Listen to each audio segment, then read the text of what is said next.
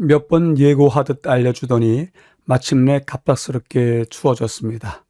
서서히 준비하면서 계절을 맞이할 줄 알았는데 그것은 사람의 생각일 뿐이지 자연은 자신에게 주어진 길대로 흘러가는 듯합니다.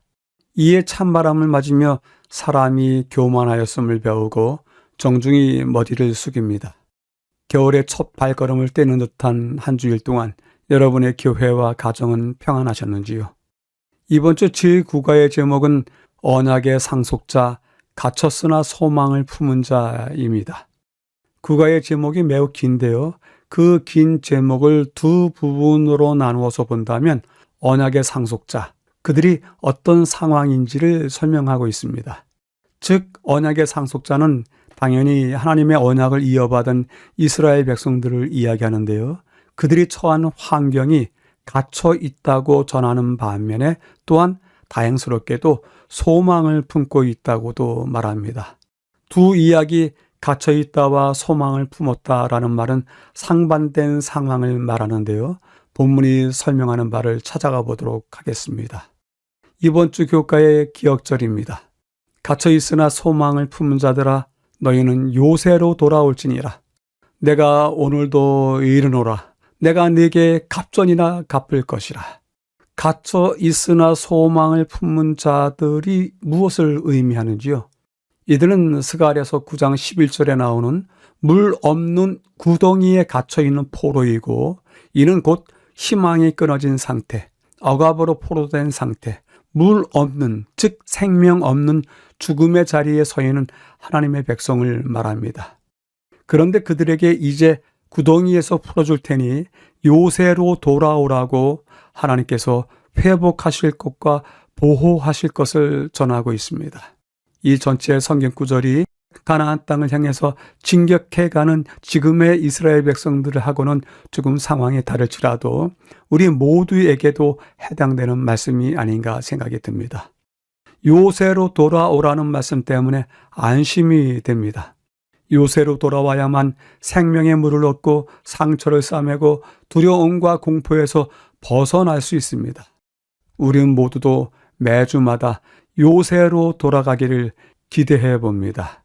기억절을 간략하게 줄여보겠습니다. 갇혀 있으나 소망을 품은 자들아 요새로 돌아올지라 하십니다. 매일의 제목입니다. 일요일 에덴과 가나안, 월요일 선물로 주신 땅, 화요일 그 땅의 어려움, 수요일 희년, 목요일 회복된 땅. 이번 주는 가나안 땅을 정복하고 정착한다는 의미가 어떤 입장에서 해석되어야 되는지를 다루고 있습니다. 이번 주는 한 주제에 대해서 광범위한 이야기를 다양하게 다루기 때문에 성경절을 여러 군데에서 제시하고 있습니다. 본문의 5날을 재구성해서 분류해 보도록 하겠습니다. 일요일과 월요일과 화요일을 한데 묶어서 선물로 주어진 땅과 그곳에서의 삶의 과정을 다루고요. 수요일과 목요일은 땅이 보여주는 구속 이야기를 다루고 있습니다. 이 이야기들을 전체 과정을 통해서 확인해 보도록 하겠습니다. 전체 배경입니다. 언약의 상속자, 갇혔으나 소망을 품은 자, 할당된 땅의 경계, 땅은 기업, 선물, 그리고 예수 안에 약속된 주장들이라고 하는 어절들이 보이는데요. 이것들을 묶어서 확인해 보면 땅의 목록 주어졌다. 근데 그 목록은 단순한 목록이 아니다. 약속의 땅에 대한 어떤 신학적 의미가 가득 있다. 단지 경계를 나누는 것만이 아닌 것을 이야기해 주고 있습니다. 본문에서 확인해 가도록 하겠습니다. 여호수아 13장에서부터 21장에는 이스라엘 지파들에게 할당된 땅의 경계를 나타내는 지리적 경계가 길게 나열되어 있습니다. 오늘날 우리들에게 무의미해 보일 수 있지만 이것은 약속의 땅에 대한 의미 깊은 신학적 이해에 기초해서 경계가 나누어져 있습니다. 하나님께서는 이 확실한 목록을 통해서 이스라엘 백성들에게 그 땅이 헛된 꿈이 아니라는 것을 가르치고자 하셨습니다. 그 땅은 그들에게 매우 명백하고 구체적인 방식으로 약속되어 있었던 것입니다. 그 약속을 현실로 만드는 것은 그들의 행동 여하에 달려 있습니다. 가운데 부분이요. 하나님은 그들에게 땅을 기업으로 주실 것이었는데 그것은 선물이었습니다. 그들의 조상들에게 약속하신 것을 성취하는 것이었습니다. 때문에 다음과 같은 성경절을 인용하고 있는데요. 내가 너희의 조상 아브라함과 이삭과 야곱에게 맹세하여 그들과 그들의 후손에게 주리라 한 땅이 너희 앞에 있으니 들어가서 그 땅을 차지할지니라 라고 허락을 하셨습니다. 약속은 분명했지만 그들 역시 자신의 역할을 다 해야만 했던 것이 분명합니다. 마지막 부분에서는요, 이번 주는 약속의 땅과 관련된 몇 가지 신학적 개념과 그것이 예수님 안에서 발견되는 모든 약속을 주장하는 이들에게 미치는 영적인 의미를 살펴볼 것입니다. 신학 공부하는 중에는 하나의 주제를 가지고 집중적으로 연구하는 전문적인 분야가 있는데요. 그 중에 하나가 땅에 대한 연구도 있습니다. 윌터 브루거만이라고 하는 대표적인 성서학자가 성서로 본 땅에 대한 책을 썼습니다. 이 책은 매우 중요한 책이면서도 신학계 안에서 베스트셀러로 일컬어지고 있습니다. 이 책은 성경을 공부하는 사람들에게 추천 도서로도 제시되기도 하는데요. 보충 설명하면서 약간 다루어 보도록 하겠습니다. 전체의 배경을 요약해 보겠습니다. 언약의 상속자, 다루었던 내용은요, 가나안 땅의 분배에 담긴 중요한 의미가 있다라고 하는 것을 서두에 꺼내고 있습니다. 그리고 그 의미들이 무엇인지 5날에 나누어서 이야기를 하고 있는데요. 할당된 땅의 경계, 그것은 약속의 땅에 대한 구체적인 방식을 제시하고 있다. 하나님이 주신 땅, 그것은 기업이며 선물이다. 조상에게 약속하신 것을 이제 성취하고 있다. 그리고 약속의 땅과 예수님 안에 있는 모든 약속에 대해서 주장하는 것, 둘 사이에 어떤 영적 연관성이 있지 않겠는가? 그 의미를 살펴보자라고 하면서 전체의 배경을 이끌어 왔습니다. 질문해 보도록 하겠습니다. 하나님의 약속이 구체적으로 나에게 제시된 경험이 있었습니까?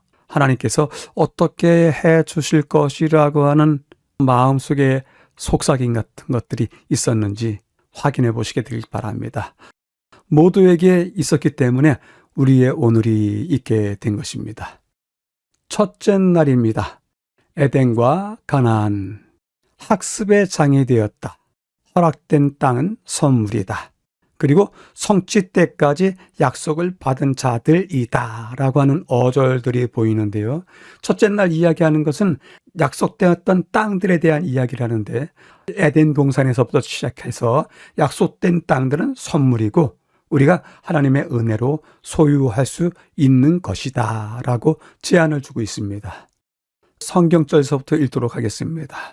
창세기 2장 여호와 하나님이 그 사람을 이끌어 에덴 동산에 두어 그것을 경작하며 지키게 하시고 창조 당시 하나님은 아담과 하와를 풍요롭고 아름다운 환경에 두셨고 첫 부분은 모든 육체적 필요를 충족시켜주는 삶의 공간에서 창조주와 만났습니다.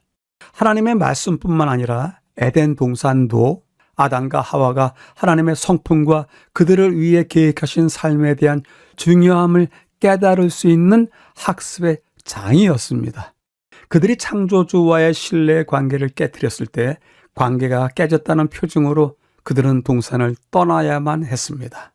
그렇게 에덴 동산은 잃어버린 풍요로운 삶의 상징이 되었으며 에덴 동산이 주어진 풍요로운 땅이다. 그리고 선물이다 라고 하는 사상이 약속된 땅, 가나안 땅을 바라보면서 다시 발견하게 됩니다.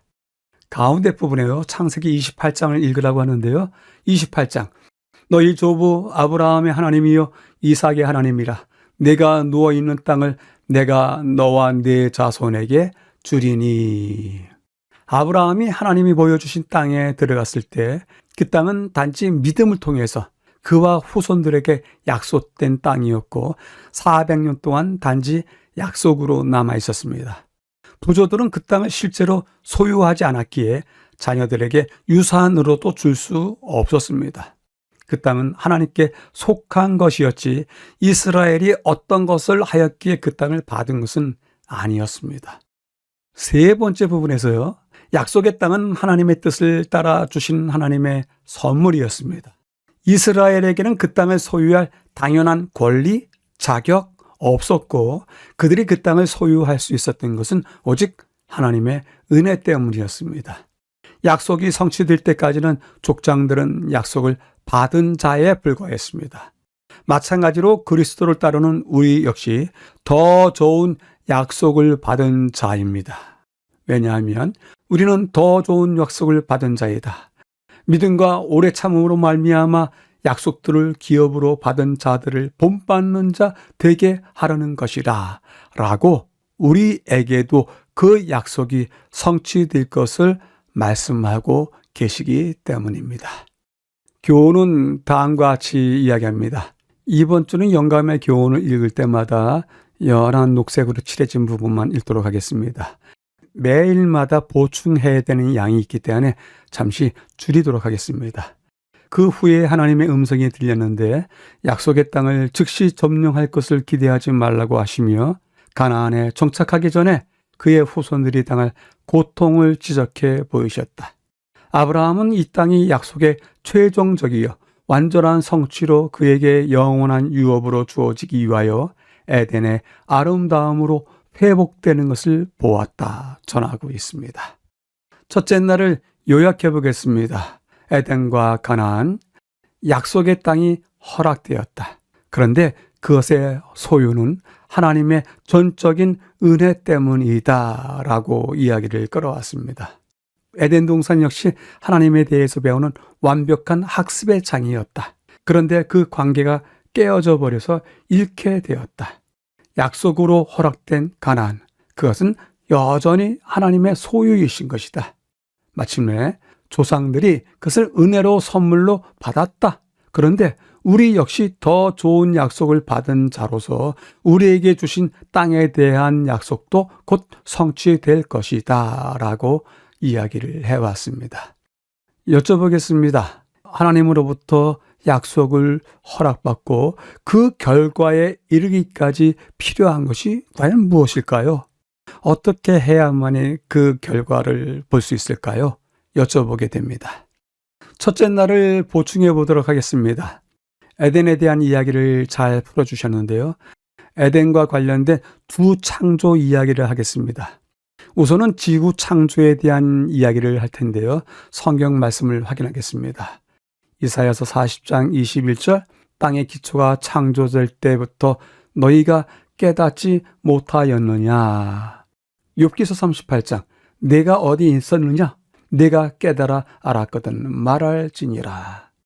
두 성경절 우연치 않게 깨닫다라고 하는 말로 연결되어 있습니다. 하나님의 세상 창조에 대해서 내가 깨달은 바가 있느냐 그 얘기입니다. 근데 그 깨달음이 두 가지 입장에서 깨달아야 된다고요. 우선은 땅의 기초가 창조될 때 하나님께서 어떤 마음으로 이 땅을 통해서 창조의 기초를 놓으셨는지와 그리고 인간들에 대해서 어떤 마음을 가지시고서 창조의 기초를 놓으셨느냐 하는 것을 너희가 깨닫느냐 묻고 있습니다. 따라서 땅의 기초가 창조될 때 하나님의 의도와 계획에 따른 목적을 가진 창조였다라고 하는 것을 보이고요. 내가 어디에 있었느냐라고 하는 욥기서의 질문을 통해서 이미 하나님의 사역의 중심에 인간이 서 있었다라고 하는 것을 읽을 수가 있습니다. 따라서 땅 자체를 만드신다는 것, 그것은 하나님의 마음을, 하나님의 계획을, 그 섭리를 이끄시는 과정을 그 안에 다 담고 있는 것입니다. 그리고 이제 사람인 아담을 창조할 때의 이야기를 확인해 보도록 하겠는데요. 성경 말씀입니다. 창세기 2장 땅의 흙으로 사람을 지으시고 욥기서 34장 사람은 흙으로 돌아가리라. 우리가 너무 잘 아는 말씀인데요. 이 두 성경 말씀을 통해서 질문을 해봤습니다. 유대인들은 질문하기를 좋아하는 사람들이기 때문에 그들이 성경 말씀을 보면서 구석구석 어떤 내용이 있을까 질문을 참 많이 하는데요. 창세기 2장을 보고서 질문을 했습니다. 땅에 흙으로 사람을 지으셨다고? 그러면 어떤 흙으로 지으셨을까라고 하는 궁금증이 생겼고, 그 궁금증을 욥기서 34장과 연결시켰습니다. 과연 내가 태어난 것이 나를 지은 땅의 흙일 텐데 내가 다른 나라, 다른 지역, 다른 먼 타국에 가서 죽는다면 그 땅이 나를 받아줄 것인가? 라고 하면서 조금은 생소한 질문을 하면서 이 문장들을 풀어봤습니다. 그래서 질문이 두 가지입니다. 인간은 어느 곳의 흙으로 창조되었을까? 그리고 세상 어디에 누워도 땅이 받아줄 것인가? 안 받아줄 것인가? 왜 받는가? 라고 하는 질문이었습니다. 이 질문에 대한 대답을 그들이 스스로 찾게 되었는데요. 그 대답이 이것입니다. 하나님께서 흙으로 아담을 만드실 때 세상 사방에 팔을 뻗으셔서 한 줌씩 한 줌씩 가져오셔서 모으셨다고 합니다. 그리고 하늘 성소를 향해서 손을 뻗으신 다음에 성소에 있는 흙 한 줌을 갖고 오신 다음에 거기에다 섞어서 창조하셨다고 합니다. 인간에 대한 이야기로서는 너무 소중한 이야기입니다. 인간을 에덴 동산의 한 모퉁이에 있는 흙을 사용하지 아니하시고 세상 사방에 있는 흙을 모아서 사용하셨다는 그 유추 자체가 매우 흥미롭기도 하지만 그 속에 인간의 존엄에 대한 이야기가 깔려 있고, 또한 동서남북 어느 땅을 가더라도 그 땅의 흙으로 만들어졌기 때문에 인간은 어느 곳에 죽어도 그 땅이 인간을 받아들이도록 되어 있다고 설명을 합니다. 그런데 한 가지 더 재미난 이야기가 있는데요. 하늘 성소의 흙을 한 줌 더 섞으셨다고요. 이미 하나님께서는 아담과 하와를 창조하실 때 인간에 대한 속량, 구속, 그들의 죄를 사하실 준비가 다 되어 있다고 그들은 그러한 생각을 갖게 되었습니다. 매우 긍정적인 시각인 것을 보게 됩니다.